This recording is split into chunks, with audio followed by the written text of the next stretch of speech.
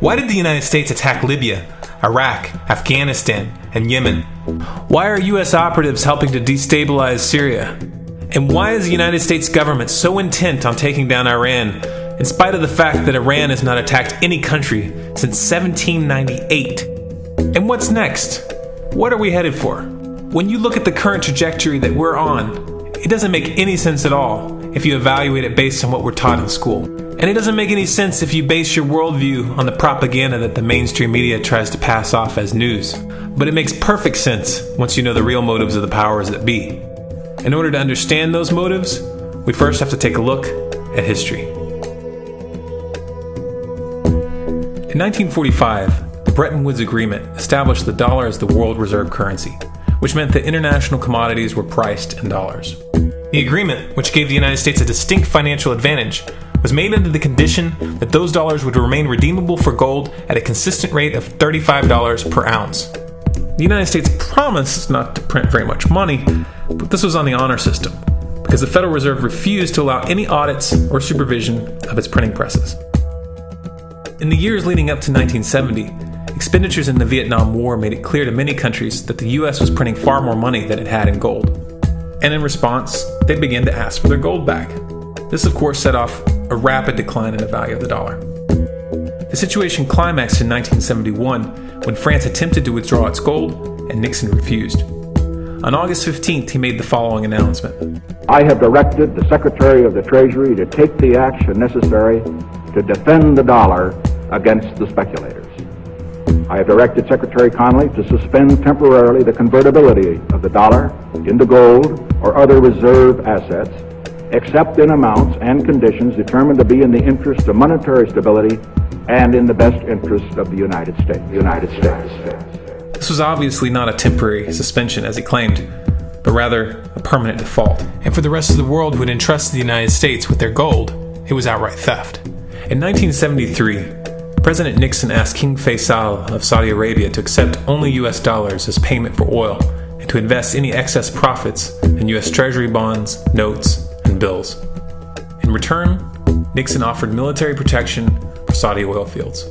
The same offer was extended to each of the world's key oil-producing countries, and by 1975, every member of OPEC had agreed to only sell their oil in U.S. dollars.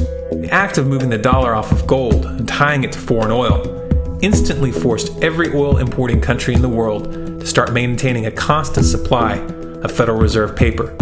And in order to get that paper, they would have to send real physical goods to America.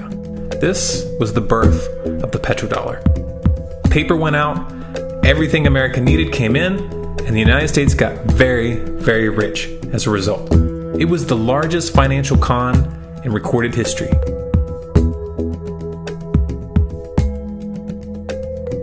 The arms race of the Cold War was a game of poker. Military expenditures were the chips, and the U.S. had an endless supply of chips. With the petrodollar under its belt, it was able to raise the stakes higher and higher, outspending every other country on the planet, until eventually U.S. military expenditures surpassed that of all other nations in the world combined. The Soviet Union never had a chance. The collapse of the communist bloc in 1991 removed the last counterbalance to American military might. The United States was now an undisputed superpower with no rival. Many hoped that this would mark the beginning of a new era of peace and stability. Unfortunately, there were those in high places who had other ideas. Within that same year, the U.S. invaded Iraq in the First Gulf War. And after crushing the Iraqi military and destroying their infrastructure, including water purification plants and hospitals, crippling sanctions were imposed which prevented that infrastructure from being rebuilt. These sanctions, which were initiated by Bush Sr. and sustained throughout the entire Clinton administration, lasted for over a decade and were estimated to have killed over 500,000 children. The Clinton administration was fully aware of these figures. We have heard that 500,000 children have died. I mean, that's more children than died in Hiroshima. And you know, is the price worth it? I think this is a very hard choice, but we think the price is worth it. Miss Albright, what exactly was it that was worth killing 500,000 kids for? In November of 2000, Iraq began selling its oil exclusively in euros. This was a direct attack on the dollar and on U.S. financial dominance, and it wasn't going to be tolerated. In response, the U.S. government, with the assistance of the mainstream media, began to build up a massive propaganda campaign claiming that Iraq had weapons of mass destruction and was planning to use them. In 2003, the U.S. invaded, and once they had control of the country, oil sales were immediately switched back to dollars. This is particularly notable due to the fact that switching back to the dollar meant a 15 to 20% loss in revenue due to the euro's higher value. It doesn't make any sense at all unless you take the petrodollar into account. So I came back to see him a few weeks later, and by that time we were bombing in Afghanistan. I said, "Are we still going to war with Iraq?" And he said, "Oh, it's worse than that." He reached over on his desk, he picked up a piece of paper, he said, I just got this down from upstairs," meaning the Secretary of Defense's office today, and he said, "This is a memo that describes how we're going to take out 7 countries in 5 years, starting with Iraq and then Syria, Lebanon, Libya, Somalia, Sudan, and finishing off Iran. Let's take a look at the events of the past decade and see if you see a pattern. In Libya, Gaddafi was in the process of organizing a bloc of African countries to create a gold-based currency called the dinar, which they intended to use to replace the dollar in that region. US and NATO forces helped destabilize and topple the Libyan government in 2011, and after taking control of the region, US armed rebels executed Gaddafi in cold blood and immediately set up the Libyan Central Bank. Iran has been actively campaigning to pull oil sales off of the dollar for some time now, and it has recently secured agreements to begin trading its oil in exchange for gold. In response, the US government, with mainstream media assistance, has been attempting to build international support for military strikes on the pretext of preventing Iran from building a nuclear weapon. In the meantime, they established sanctions which US officials openly admit are aimed at causing a collapse of the Iranian economy. Syria is Iran's closest ally, and they are bound by mutual defense agreements. The country is currently in the process of being destabilized with covert assistance from NATO, and though Russia and China have warned the United States not to get involved, the White House has made statements within the past month indicating that they are considering military intervention. It should be clear that military intervention in Syria and Iran isn't being considered. It's a foregone conclusion, just as it was in Iraq and Libya. The U.S. is actively working to create the context which gives them the diplomatic cover to do what they already have planned.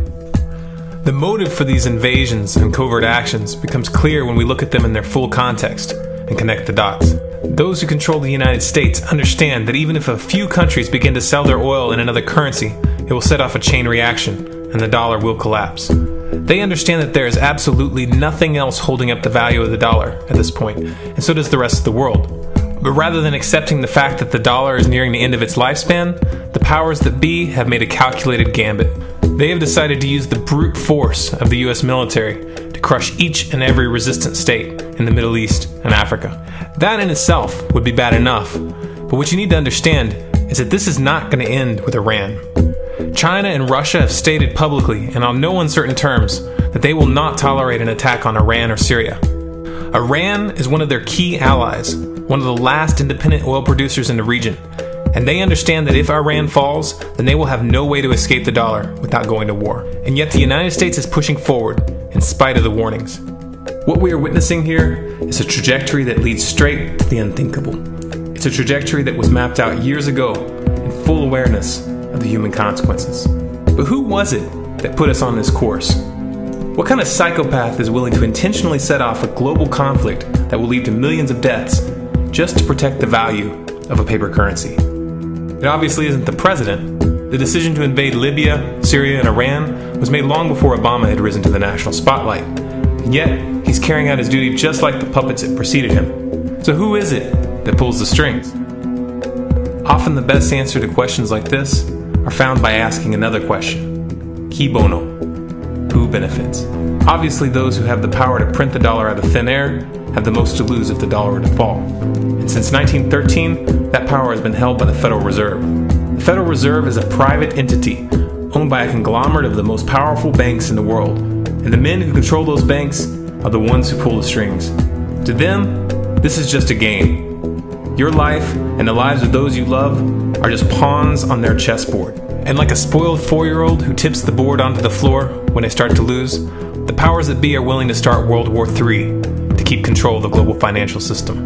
Remember that when these wars extend and accelerate. Remember that when your son or your neighbor's son comes back home in a flag-draped coffin. Remember that when they point the finger at the new boogeyman. Because the madmen who are running this show will take this as far as you allow them to.